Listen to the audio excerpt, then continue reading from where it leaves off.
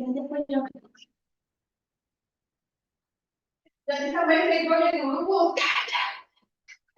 tes. Tes, tes, cek, cek.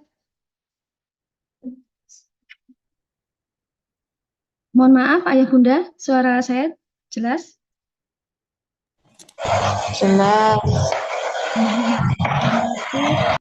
Baik, karena waktu sudah menunjukkan 1:34 ini mohon maaf.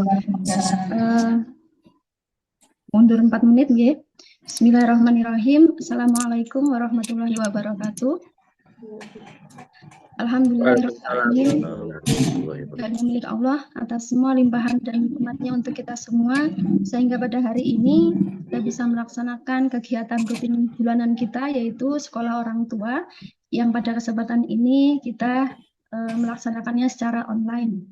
Salawat serta salam mudah-mudahan senantiasa kita sampaikan kepada suri tauladan terbaik kita, Nabiullah Muhammad SAW, kepada para sahabat, keluarga, dan juga pengikut beliau yang tetap istiqomah hingga akhir zaman.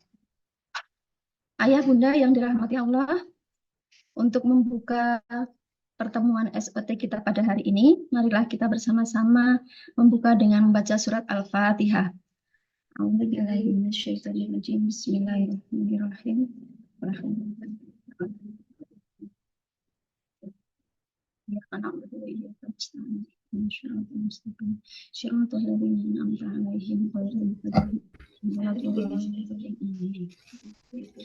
Semoga dengan pembacaan surat Al-Fatihah tadi menambah keberkahan kita pada hari ini dan juga memperlancar kegiatan kita pada hari ini sehingga kita juga dimudahkan untuk senantiasa menuntut ilmu. Baiklah, saya bacakan untuk susunan acara sekolah orang tua pada hari ini. Yang pertama pembukaan, kemudian yang kedua tilawah yang akan disampaikan oleh Ibu Darsi Sulasmi. Yang ketiga menyanyikan lagu Indonesia Raya dan juga Mars JSUT. Acara yang keempat yaitu materi dan juga tanya jawab. Acara yang kelima lain-lain, dan kemudian acara yang keenam yaitu penutup.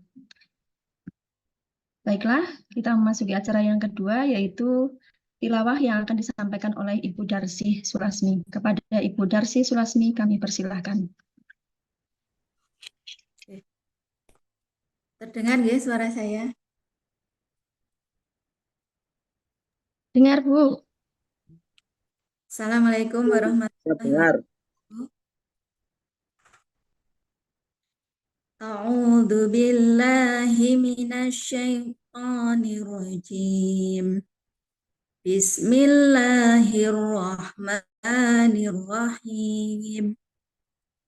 Alhamdulillahilladzi anzala ala 'abdihil kitaba wa lam yaj'al lahu iwaja.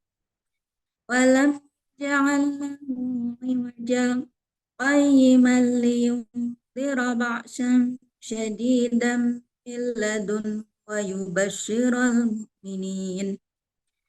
ويبشر المؤمنين الذين يعملون الصالحات أن لهم أجرا حسنا ماكثين فيه أبدا وينذر الذين قالوا اتخذ الله ولدا ما لهم به من علم ولا لآبائهم كبرت كلمة تخرج من أفواههم إن يقولون إلا كذبا فلعلهم بهذا الحديث على آثارهم إن لم يؤمنوا بهذا الحديث أسفا إنا جعلنا ما على الأرض زينة لها لنبلوهم أيهم أحسن عملا وإنا لجاعلون ما عليها صعيدا جرزا أم حسبت أن أصحاب الكهف والرقيم المقيم كانوا من آياتنا عجبا إذ أوى الفتنة إلى الكهف فقالوا ربنا آتنا من لدنك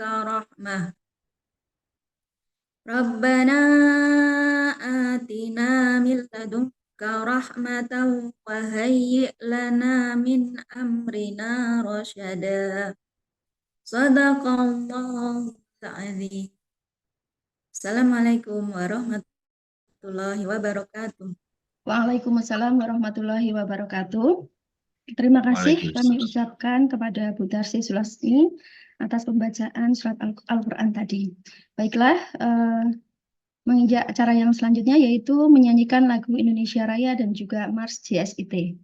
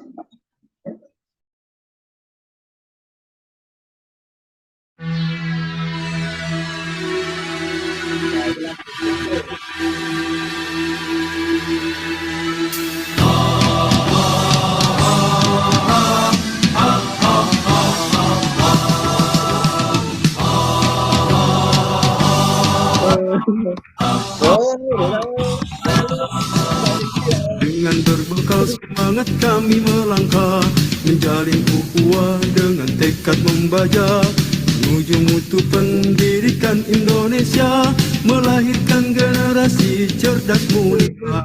Dengan berbekal semangat kami melangkah, menjalin ukhuwah dengan tekad membaja, menuju mutu pendidikan Indonesia, melahirkan generasi cerdas mulia.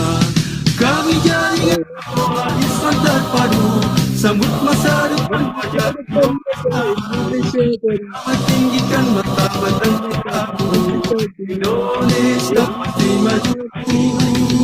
Kami jaringan sekolah Islam terpadu, sambut masa depan wajah Indonesia baru, bersama tinggikan martabat dan citra guru, Indonesia pasti maju. Disinilah tempat kami berkarya, menggapai harapan, meraih cita-cita, sebagai penggerak dan pemberdaya bangsa, wujudkan masyarakat adil dan sejahtera. Disinilah tempat kami berkarya, menggapai harapan, meraih cita-cita, sebagai penggerak dan pemberdaya bangsa, wujudkan masyarakat adil dan sejahtera. Kami jaringan sekolah Islam terpadu, bangkit serentak serentak menyongsong peradaban baru. Bulatkan tekad bercita membangun bangsa, Indonesia akan berjaya. Kami jaringan sekolah Islam terpadu, bangkit serentak menyongsong peradaban baru. Bulatkan tekad bercita membangun bangsa, Indonesia akan berjaya. Indonesia akan berjaya.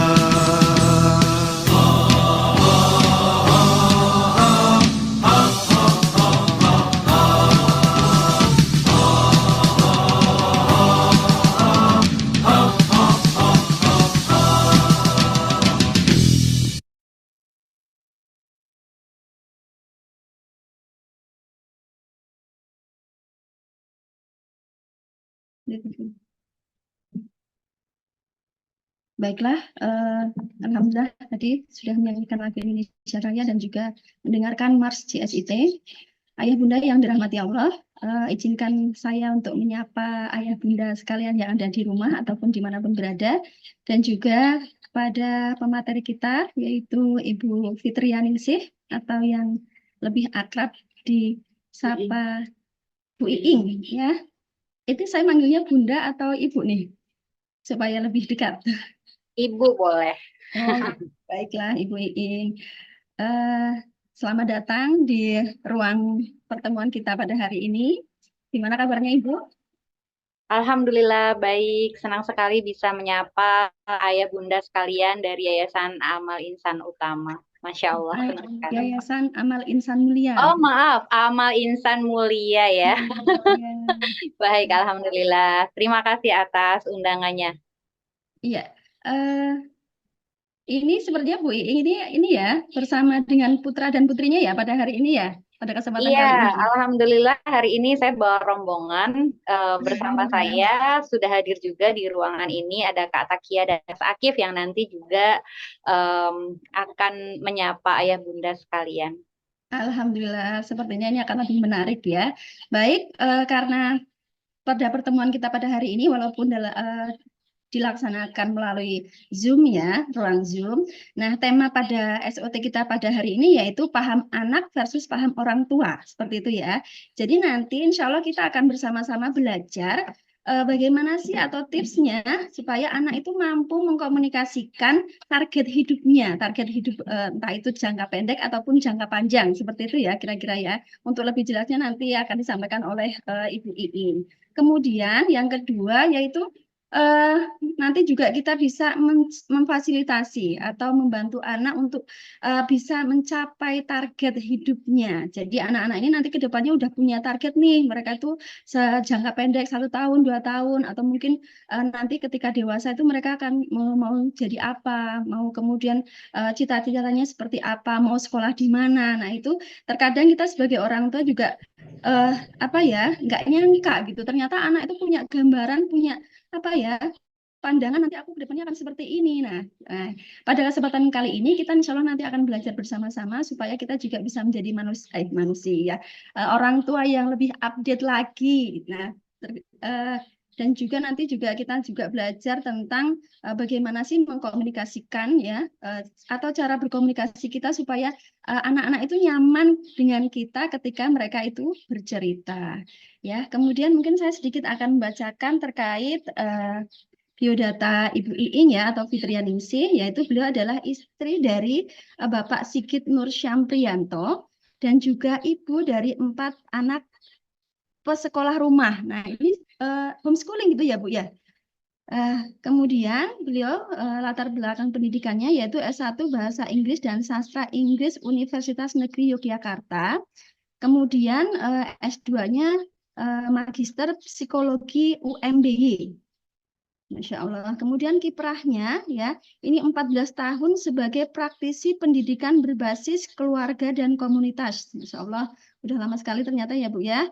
Kemudian 11 tahun sebagai penggerak komunitas Rumah Pelita dan 7 tahun sebagai praktisi pengembangan diri berbasis bakat minat.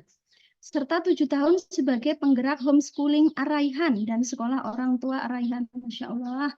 Dan untuk kegiatan profesionalnya yaitu member dan International Association of Facilitator atau IAF ya. Kemudian licensed points of you explored.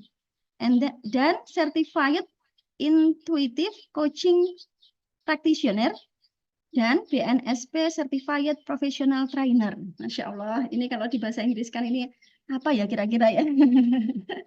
Kemudian yang dan kita juga hari ini akan dibersamai juga oleh putrinya yaitu Mbak Takia Fatin Ulaya. Ya, umurnya masih 14 tahun. Kemudian dia ternyata punya minat dalam sejarah, budaya dan juga psikologi. Kemudian hobinya ada membaca, menulis dan ilustrasi. Kemudian dan tidak kalah menariknya pengalamannya dia udah membuat 2 karya buku, Misteri Pulau di Tengah Lautan pada tahun 2018 dan Musuh Kegelapan pada tahun 2019. Ini sepertinya ini ya waktu-waktu SD ya, usia SD ya ketika membuat bukunya, Masya Allah. Kemudian karya antologinya, wow, ada co-founder Pensil Cilik, komunitas penulis dan ilustrator cilik, kemudian volunteer dan co-mentor Oleko Academy. Dan juga pengalaman belajarnya ada paket B, kemudian publik, kelas menulis dan ilustrasi, kemudian sukanya jelajah kota, English conversation, Masya Allah. Nah, ini nih yang udah punya target jangka pendek, ingin masuk SMA negeri, ya, Mbak Takia ya. Panggilannya Mbak Takia ya.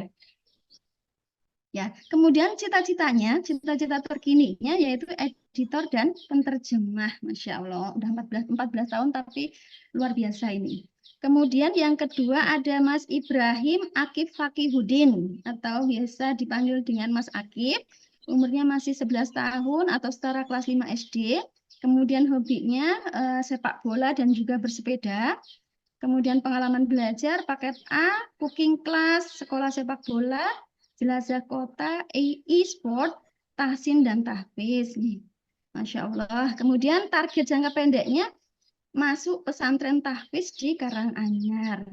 Dan cita-citanya, cita-cita sekarang ya terkini menjadi orang yang sukses. Masya Allah. Ini 14 tahun dan 11 tahun sudah bisa menuliskan atau menyebutkan target jangka pendeknya.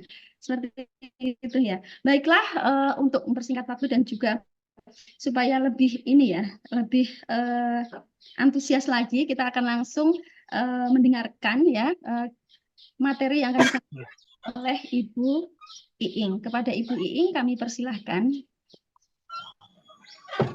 Terima kasih Bu Dia. Mudah-mudahan suara saya sudah terdengar jelas ya. Alhamdulillah terdengar jelas. Baik, Bismillahirrahmanirrahim. Assalamualaikum warahmatullahi wabarakatuh. Selamat siang menjelang sore ayah bunda sekalian. Wah, ini spesial sekali ya di hari Sabtu siang-siang seperti ini. Masya Allah ya bunda sekalian meluangkan waktu untuk belajar bersama dan juga tidak lupa yang saya hormati segenap pimpinan Yayasan Amal Insan Mulia Kulon Progo beserta jajaran pengurus sekolah orang tua, Bapak Ibu guru, dan juga ayah bunda peserta sekolah orang tua yang berbahagia. Izinkan saya pada kesempatan kali ini menjalankan amanah dari panitia untuk berbagi tentang pengalaman kami sebagai orang tua, sebagai murid juga bagi anak-anak kami gitu ya. Jadi kadang-kadang kita seringkali berada pada situasi pemahaman bahwa orang tua itu adalah guru. Tapi sebenarnya pada saat yang bersamaan, orang tua juga murid yang perlu terus belajar. Dan sumber belajarnya sangat banyak, di antara yang sudah diikhtiarkan sampai hari ini, seperti yang dilakukan oleh teman-teman di Yayasan Amal Insan Mulia Progo, menyelenggarakan sekolah orang tua, Masya Allah ada sekolahnya gitu ya. Dan yang tidak pernah ada momen lulusnya adalah bagaimana kita bersekolah, berguru melalui pengalaman bersama anak-anak kita di rumah. Pada hari ini namanya cukup berat, ya, cukup berat dan sekaligus menantang, yaitu tentang paham anak versus paham orang tua gitu. Jadi barangkali kalau dari segi marketing ya, ketika dua hal itu diversuskan, itu jadi lebih seru gitu ya. Mana nih yang perlu kita dahulukan? Memahami anak atau anak kita minta untuk memahami orang tua? Nah, pada pengalaman kami dalam menjalankan belajar di lingkungan keluarga, pada akhirnya satu hal yang perlu kita terus kembangkan adalah bagaimana ikhtiar untuk saling memahami dalam keluarga. Dan hari ini secara khusus sesi sharingnya saya beri judul yaitu saling memahami dalam keluarga. Kenapa saling? Ya, saling memahami dalam keluarga. Kenapa saling? Karena pada hakikatnya ya keluarga ini terdiri dari individu-individu yang di dalamnya ada banyak sekali pola interaksi gitu. Nggak bisa kita minta anak untuk terus memahami kita sebagai orang tua dengan berbagai tanggung jawab yang melekat pada status kita. Atau sebaliknya gitu ya, kita berusaha untuk memahami anak menjadi satu hal yang kita sangat agung-agungkan, sehingga justru hal-hal yang sifatnya mendasar, bagaimana peran orang tua sebagai pendidik, menanamkan value, ini justru tidak tergambar dalam aktivitas sehari-hari karena kita mengagungkan memahami anak, sehingga kita cenderung untuk mengikuti apa saja maunya anak. Nah, maka kata saling memahami dalam keluarga ini, sekali lagi kata saling ya, ini saya garis bawahi karena di dalamnya mengandung makna pertengahan, titik temu antara bagaimana orang tua memahami anak, bagaimana anak memahami orang tua, dan di dalamnya tentu saja sebelum saling memahami, masing-masing perlu memahami dirinya sendiri. Nah, tadi sudah diperkenalkan oleh Bu Diah, nama saya Fitrianingsih, biasa dipanggil Iing, betul sekali.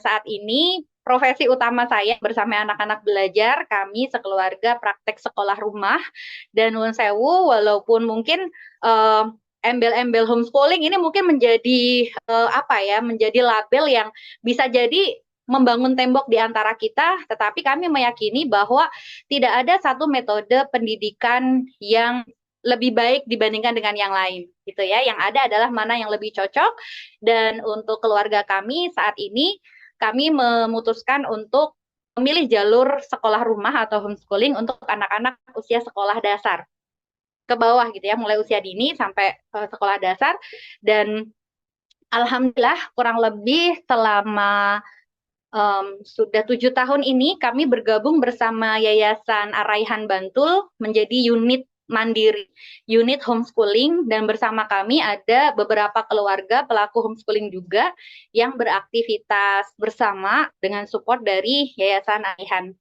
Selain di homeschooling HSIT ya, homeschooling Islam Terpadu Ar-Raihan, saya juga bersama dengan teman-teman di Ar-Raihan mengembangkan sekolah orang tua juga, Masya Allah sama ya. Dan selain itu, ya alhamdulillah karena belajar sebagai pelaku homeschooling, kemudian berkembang bersama teman-teman Ar-Raihan di sekolah orang tua, akhirnya muncul profesi baru yaitu sebagai trainer dan fasilitator untuk pendidikan berbasis keluarga. Jadi ini sambilan aja sebenarnya karena udah ada nih ilmunya gitu. Kalau ada waktu untuk berbagi, maka saya juga berbagi di ranah itu. Dan hari ini ujian juga ya bagi saya karena saya nggak bisa hiperbola dengan apa yang kami lakukan karena di sini sudah ada auditor langsung dari praktek sekolah kami di rumah. Ada 2 anak saya yang nanti akan menjadi validator dari apa yang saya sampaikan, dan juga secara khusus saya minta berbagi pengalaman anak-anak tentang tema saling memahami ini. Baik,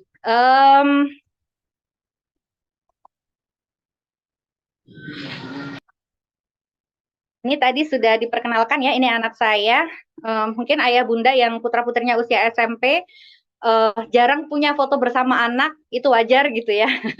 Inilah kenapa kemarin saya diguyonin sama anak saya yang laki-laki sama Mas Akif gitu. Ini kayaknya fotonya lebih minat di ibunya daripada di kakaknya gitu ya. Nggak apa-apa ya, ada fase-fase di mana ya mungkin preferensi anak beda-beda gitu. Ada yang senang difoto, ada yang kurang nyaman ketika difoto gitu. Nah, ini foto terbaik karena kita punya momen spesial di foto ini. Kak Takia usianya 14 tahun, sejak SD memilih jalur homeschooling, kemudian sekarang setara kelas 8 SMP, masih homeschooling juga. Kemudian yang ini Mas Akif, usianya 11 tahun, masih memilih jalur homeschooling juga, dan saat ini menempuh pendidikan paket A setara kelas 5 SD. Baik ayah bunda sekalian, nanti tentang mereka saya minta sharing secara khusus ya. Tapi ada satu hal yang saya ingin berbagi kepada ayah bunda sekalian. Tahun 2023, saya dengan teman-teman tim trainer Pendar Institute di Bantul melakukan survei sekitar bulan April tahun 2023. Peserta surveinya, respondennya adalah siswa SMP berjumlah 5.237 siswa. Kita gunakan skala EPOK. Skala EPOK itu skala untuk mengukur kesejahteraan psikologis. Ya, kalau mungkin kita sudah familiar dengan kesehatan mental, ini berkaitan dengan itu. Nah, berdasarkan hasil survei yang kami lakukan, ternyata didapati bahwa 31% siswa-siswi SMP di Bantul memiliki tingkat well-being atau kesejahteraan psikologis yang rendah. Kalau dilihat dari diagramnya gitu ya, yang biru itu yang rendah, yang merah itu yang tinggi. Kita akan secara singkat melihat bahwa oh masih banyakan yang tinggi kok gitu nggak? Oh tuh masih banyakan yang tinggi, yang rendah itu sedikit. Ini kami ambil di Bantul, tapi saya kira kondisi ini tidak jauh berbeda dengan daerah-daerah lain di sekitarnya, artinya di Kulon Progo, di Jakarta, Sleman, Gunung Kidul gitu ya, di budaya Jawa kurang lebih sama. Dan menurut kami ini adalah data yang cukup menyenangkan. 31% kesejahteraan psikologis rendah, ini angka yang cukup besar. Artinya 31% itu kan kurang lebih sepertiga ya, kalau dibikin per-peran gitu. Jadi sederhananya kalau ada 3 anak SMP berkumpul, ya 3 anak, salah satunya itu mengalami masalah kesehatan mental gitu. Kalau ada 10, berarti 3 di antaranya itu mengalami masalah kesehatan mental. Kalau ada satu kelas berisi 30 anak, maka 10-nya itu mengalami masalah kesejahteraan psikologis gitu. Nah, gambaran ini perlu kita sikapi secara proporsional tentu saja, nggak heboh banget tapi juga tidak dibiarkan banget gitu ya. Karena terkait dengan kesejahteraan psikologis ini memang menjadi prediktor atau menjadi penyebab dari masalah-masalah berikutnya gitu. Jadi ini tidak langsung berarti ini berarti sakit mental itu enggak ya. Tapi dari sini kita bisa memprediksi kondisi mental siswa secara keseluruhan yang mana itu nanti akan berkaitan dengan bagaimana prestasi belajarnya, bagaimana anak bisa merancang masa depan hidupnya, bagaimana mereka memiliki kemandirian dan seterusnya dan seterusnya. Nah, ketika di zoom in dari masalah tentang well-being tadi, kan jadi dari skalanya itu ada aspek-aspeknya gitu ya, ada bagian-bagiannya. Nah, ketika kita zoom in, ternyata aspek yang bermasalah paling banyak adalah masalah yang disebut connectedness atau perasaan terhubung dengan orang terdekatnya, yang ini menggambarkan bagaimana anak-anak remaja kita merasa dicintai, merasa disayangi, merasa dihargai oleh orang lain, terutama keluarganya gitu. Jadi secara sederhana dalam hal ini, selain tentang well-being yang rendah, masalah berikutnya yang juga mengiringi itu adalah bahwa penyebab atau hal yang sangat berkaitan dengan rendahnya well-being itu anak-anak merasa kurang disayangi, kurang didukung, dan kurang dihargai oleh orang terdekatnya. Ini menjadi masalah serius gitu ya, walaupun studi ini dilakukan di tingkat SMP, tapi menurut saya apa yang terjadi ini sangat perlu diantisipasi bahkan sejak usia dini. Karena kondisi ini tidak muncul secara tiba-tiba gitu ya, tiba-tiba kecilnya bahagia, oke-oke aja, nggak ada masalah, tiba-tiba SMP bermasalah, itu nggak, pasti ada secara perlahan sampai dengan SMP muncul masalah gitu. Nah, ketika kita melihat masalah gangguan jiwa di DIY itu cukup tinggi gitu ya, gangguan jiwa ini berarti level berikutnya. Nah, ini adalah seperti gunung es gitu ya. Jadi yang muncul ke permukaan ini merupakan cerminan dari apa yang ada di sebelumnya. Dan dalam konteks pendidikan, baik melalui sekolah, terutama melalui orang tua, satu hal yang kita perlu upayakan adalah membangun konektivitas. Bagaimana kita terkoneksi dengan baik dengan anak, begitu pula bagaimana anak terkoneksi dengan baik dengan kita orang tuanya gitu. Inilah pentingnya tema hari ini dan saya sangat appreciate dengan teman-teman tim kurikulum sekolah orang tua membawakan tema ini karena ini satu hal yang bisa menjadi jembatan pada harapan-harapan kita yang lain.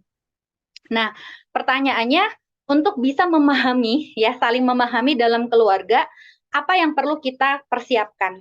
Nah, ketika saya belajar ya saya ketemu dengan satu pendekatan psikologi humanistik, saya dapati bahwa sebenarnya motivasi seorang dalam berperilaku itu diwujudkan berdasarkan kebutuhan dasarnya. Ini disampaikan oleh Abraham Maslow, meskipun cukup lama, saya senang menggunakan teori ini karena menurut saya lebih mudah dipahami. Ibarat sebuah piramida, maka sebenarnya kebutuhan seseorang itu digambarkan seperti ini ya, Ayah Bunda bisa melihat di layar yang saya tampilkan. Ada kebutuhan yang semakin bawah itu semakin dasar, semakin urgent untuk dipenuhi, semakin ke atas itu akan semakin membantu seseorang untuk bertumbuh dan berkontribusi dengan baik di dunia, semakin bermanfaat, semakin produktif. Tapi poinnya adalah apa yang di ujung itu akan sulit dipenuhi ketika yang di bagian bawah itu belum terpenuhi.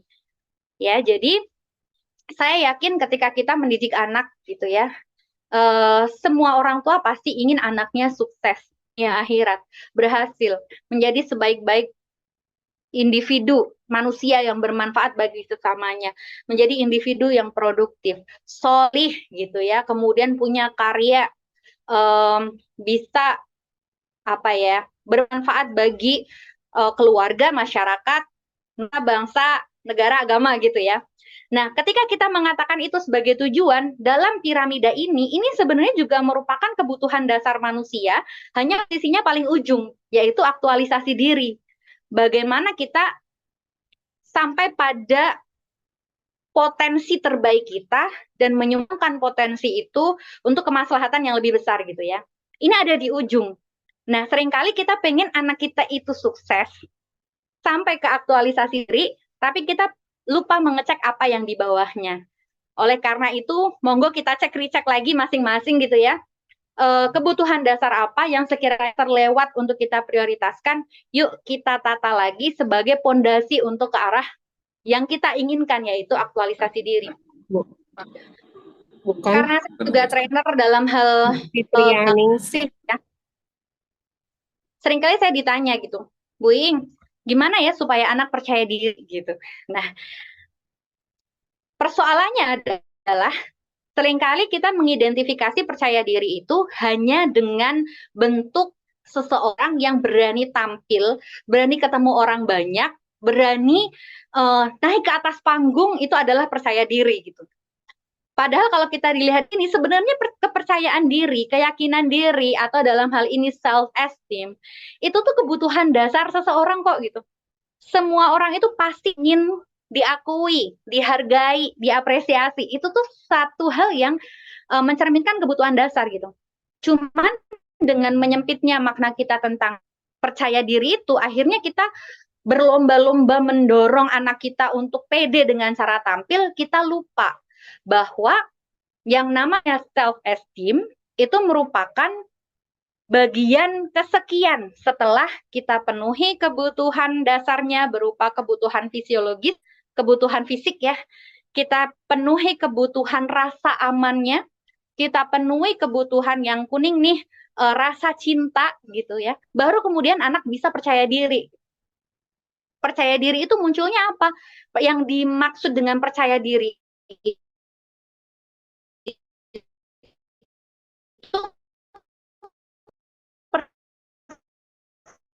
percaya diri yang tumbuh dari putih itu bisa bermanfaat walaupun aku berbeda dengan yang lain tidak apa-apa gitu. Nah, ini muncul ketika apa? Ketika turun ya love and belonging. Orang tua memberikan kasih sayang. Orang tua menerima anak sebagaimana dirinya.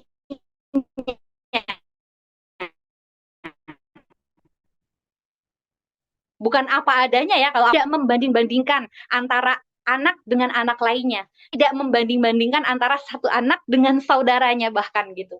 Sehingga anak merasa dihargai, diterima sebagaimana dirinya. Ini muncul ketika apa? Ini muncul ketika ada rasa aman gitu. Rasa aman dari misalnya ya, kalau ya insya Allah tidak gitu. Tapi bagaimana anak merasa dicintai kalau anak tidak merasa aman dari hukuman fisik dari orang tuanya gitu. Misalkan keliru dikit dipukul atau dicubit atau dijewer gitu ya. Ketika itu tumbuh dari masa yang sangat dini, akhirnya anak merasa tidak aman. Tidak aman itu kalau skala besar mungkin aman dari bencana, aman dari gangguan, peperangan gitu ya. Tapi pada skala yang mikro, aman dari orang tuanya gitu. Sesederhana misalkan kalau kamu nggak ngerjain PR, tak tinggal ke Malaysia ya gitu. Ibu mau ke luar negeri, tak tinggalin. Tak tinggal pulang kampung, atau tak tinggal dan sebagainya gitu. Meskipun awalnya bercanda, tapi itu bisa memunculkan rasa tidak aman dari anak. Kalau aku salah, orang tuaku akan meninggalkanku gitu. Atau tak, oh nanti misalkan contoh, kalau kamu nakal nanti tak masukin pondok gitu ya. Kayaknya sih bagus gitu, niatnya bagus gitu. Tapi di dalam kalimat semacam itu, kalimat-kalimat ancaman yang sengaja atau tidak sengaja kita sampaikan, itu bisa tumbuh rasa aman gitu. Bahwa orang tuaku akan dalam tanda kutip membuangku ketika aku melakukan ini dan itu kesalahan dan sebagainya. Gitu. Nah, kemudian yang paling bawah lagi kebutuhan dasar. Ini saya ceritakan gitu ya, karena Kak Takia ada fase-fase di mana jelang remaja gitu ya, ketika mulai fase-fase jelang pasca balik gitu ya, fase-fase pasca balik awal. Ya saya kira, oh ini bagian dari fase, kalau puber gitu. Oh ini masa puber gitu, ada mood swing dan sebagainya gitu. Saya awalnya kurang aware bahwa ada sesuatu kebutuhan dasar berupa kebutuhan fisik yang tidak terpenuhi. Sampai akhirnya di satu titik, ini kok kayaknya kok jadi nggak semangat ya ngapa-ngapain gitu.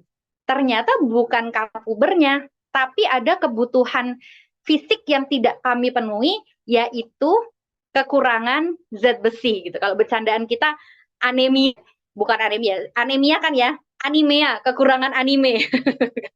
Ini aku kekurangan anime gitu. Jadi ternyata anemia gitu. Ketika cek HB-nya, oh HB-nya ternyata rendah sekali dan kita luput itu gitu ya. Nah, akhirnya setelah suplementasi HB,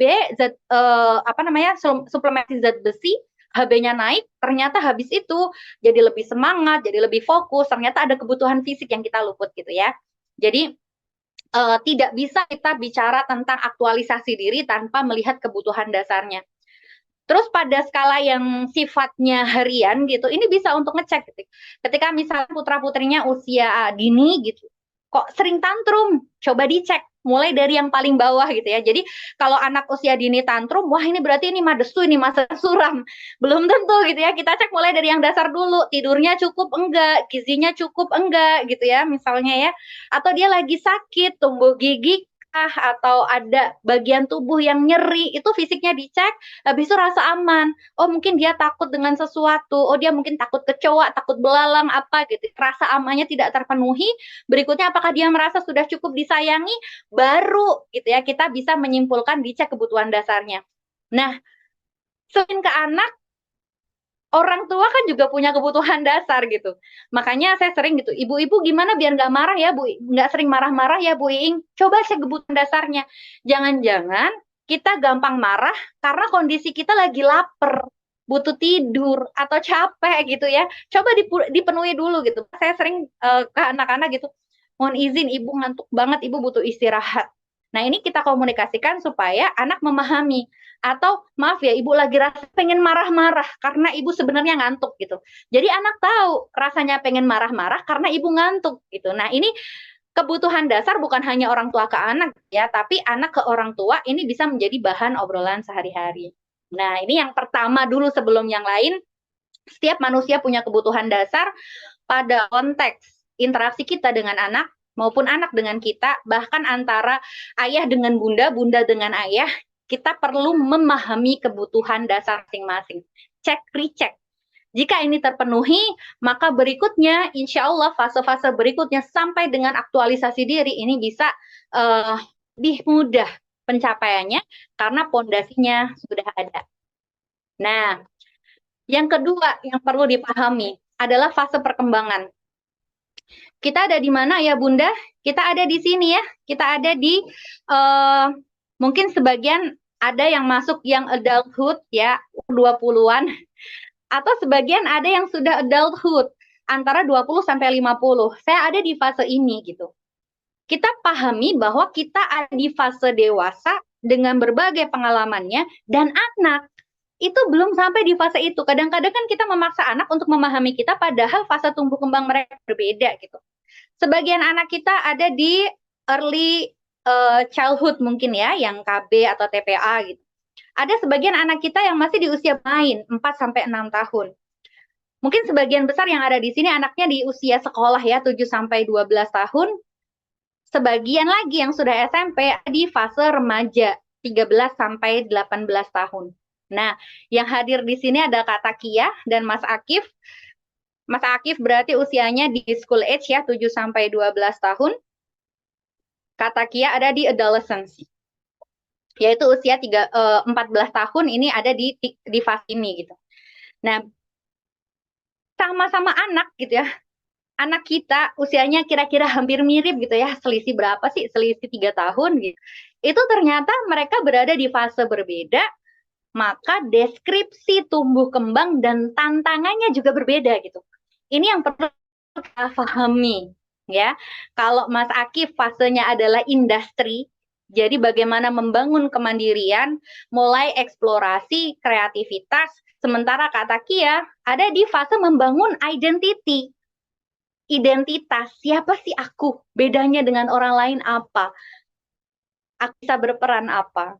Nah, biar lebih jelas, maka izinkan saya mengundang Mas Akif dan Kak Takia ya untuk berbagi gitu ya.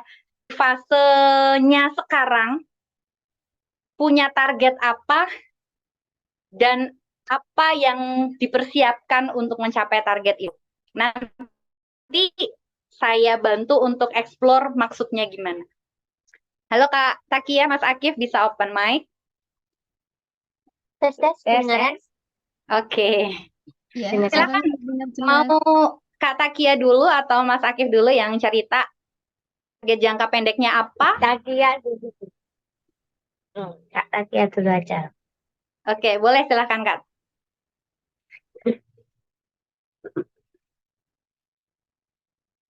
Jadi seperti seperti yang sudah ada di profil tadi, untuk saat ini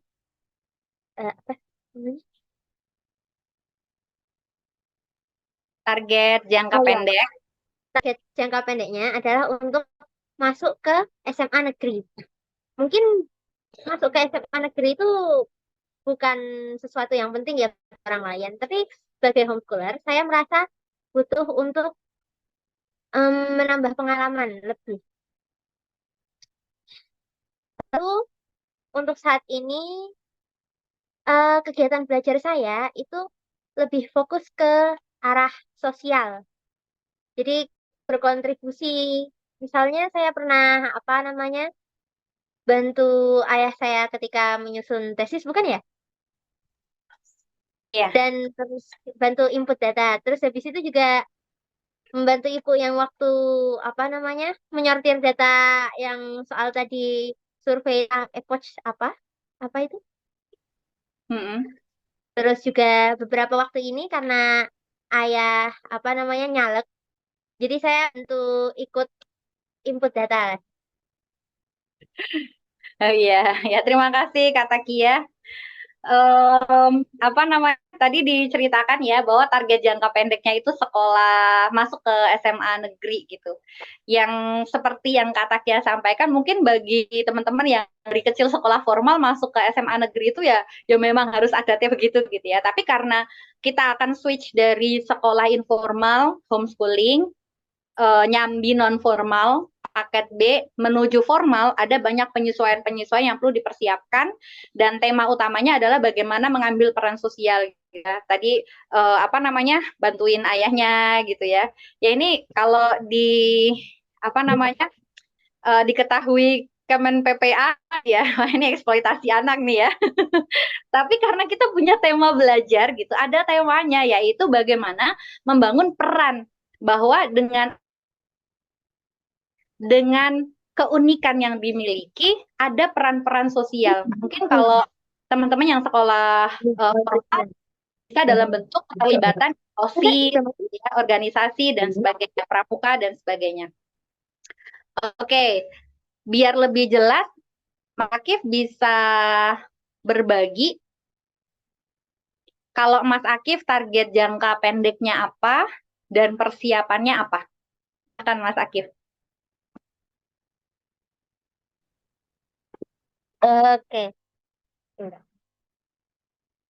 Jadi kalau saya target jangka pendeknya untuk masuk di pondok di Karanganyar kan.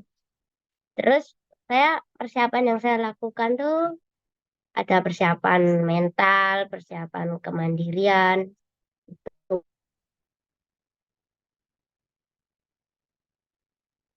Persiapan mentalnya dengan cara apa, Mas Aki, contohnya? Contoh persiapan mentalnya tuh kita pernah kunjungan ke pondok pesantren sana, nanya-nanyain tuh tentang apa di sana, tujuannya ngapain, kegiatannya ngapain gitu. Jadi mentalnya lebih siap.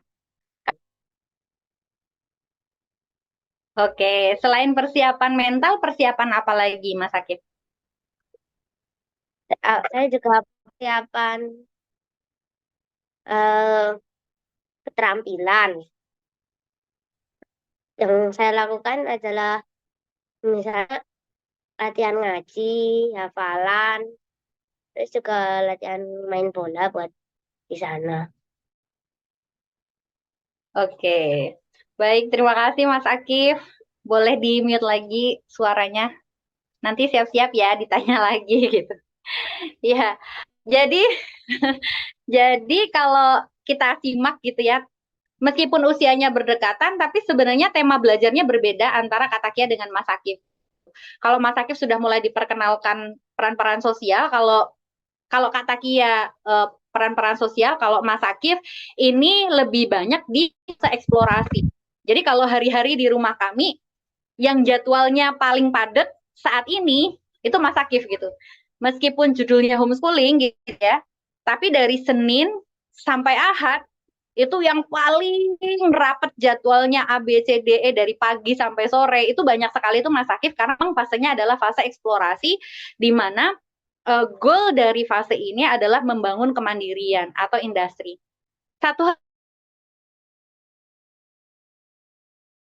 Kalau Mas Akif sudah jelang akil balik, Katakia sudah post akil balik ya, sudah melalui fase akil balik. Satu tema belajar yang sama adalah tema mengambil keputusan. Nah, makanya kalau dalam interaksi di rumah kami, Katakia dan Mas Akif itu lebih banyak berdiskusi dengan ayahnya.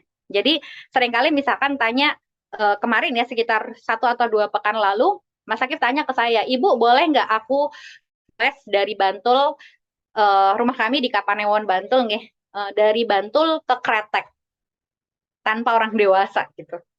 Nah, kalau udah ngambil keputusan kayak gitu, saya serahkan ke ayahnya gitu. Bagaimana pertimbangan-pertimbangan, keberanian, konsekuensi, dan sebagainya.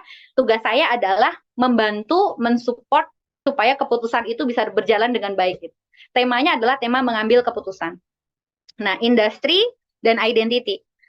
Industri ini kalau industri atau fase membangun kemandirian, kalau tidak kita kasih ruang, maka berikutnya adalah muncul krisis. Krisisnya apa? Dia merasa inferior, merasa tidak mampu, merasa tidak layak. Nah, ini berbahaya gitu. Kalau misalkan kita turunkan lagi, atau misalnya identity ya, Kak Takia gitu, ketika mulai ketemu dengan teman-teman, bergaul dengan sesama remaja gitu. Kemudian kok beda? Nah, masalah remaja kita sekarang itu kan merasa insecure karena berbeda. Nah, di fase ini tugas kami adalah memperkenalkan kepada Kak Takia bahwa dengan kompetensimu, kamu punya sesuatu yang bisa kamu lakukan. Dan itu bisa jadi berbeda dengan orang lain, nggak apa-apa. Kalau kamu bisa mengembangkan diri di situ, maka berikutnya bisa kolaborasi dengan orang lain yang memiliki kemampuan berbeda gitu ya. Mungkin ada temennya yang, aduh pinter banget untuk urusan apa ya misalnya ya, untuk urusan memanage orang gitu ya, karena misalkan tadi mendirikan pensil cilik dengan teman-teman online-nya dari berbagai daerah, ada temennya yang paling jago untuk urusan mengkoordinasikan gitu. Kalau dia udah tugasnya apa, targetnya apa, deadline-nya apa, aku kerjain gitu. Nah, perbedaan-perbedaan ini perlu kita perkenalkan supaya di fase aja dia bisa melalui krisis itu gitu, tentang insecure, tentang merasa nggak berharga. Nah, ini bisa kita kuatkan bahwa kamu punya sesuatu yang bisa kamu sumbangkan. Nah, maka ya Bunda, kita perlu kenal, pahami anak-anak kita sekarang ada di fase apa, krisisnya di mana. Bagi yang putranya usia bermain ya di 4-6 tahun, ini temanya adalah membangun inisiatif. Makanya sering kita temui anak-anak usia 4-6 tahun yang misalnya ya mau cuci piring sendiri gitu ya, atau misalkan mau bantuin sesuatu yang mungkin bagi ibu-ibu ketika anak kita berinisiatif seperti itu jadi lebih repot ya, kerjanya 2 kali gitu, mau bantuin apa gitu. Tapi fase inisiatif ini ketika mereka menawarkan diri untuk sesuatu perlu kita fasilitasi. Atau misalkan hal yang sederhana, mau pergi jagong manten, yang ini nggak mau yang lain gitu ya. Pakai aku punya baju kesayangan yang dipakai padahal menurut kita nggak pas. Nah, ini juga perlu kita kasih ruang sampai pada skala tertentu supaya tidak terjadi fase krisis atau merasa bersalah. Apakah kita pernah, mungkin ya barangkali kita pernah ketemu anak-anak yang kalau ditanya, kamu pengennya apa? Nggak tahu. Kamu milih tempe apa tahu? Nggak tahu. Kamu pilih ini apa ini? Nggak tahu gitu. Kamu maunya apa? Nggak tahu. Kan kita pengen ya anak punya inisiatif untuk target-targetnya sendiri. Nah, nggak tahu itu bisa jadi akarnya ada di usia dini. Ketika dia tidak mendapatkan ruang untuk membangun inisiatif, atau di bawahnya, dia tidak diberikan ruang untuk membangun kemandirian awal. Mengerjakan sesuatu sendiri gitu. Jadi dia merasa bersalah gitu kalau misalkan dia punya sesuatu, dia ngomong sesuatu tuh takut salah. Daripada salah mending bilang nggak tahu, terserah aja, ikut ibu dan sebagainya. Sekali 2 kali oke, tapi kalau terus menerus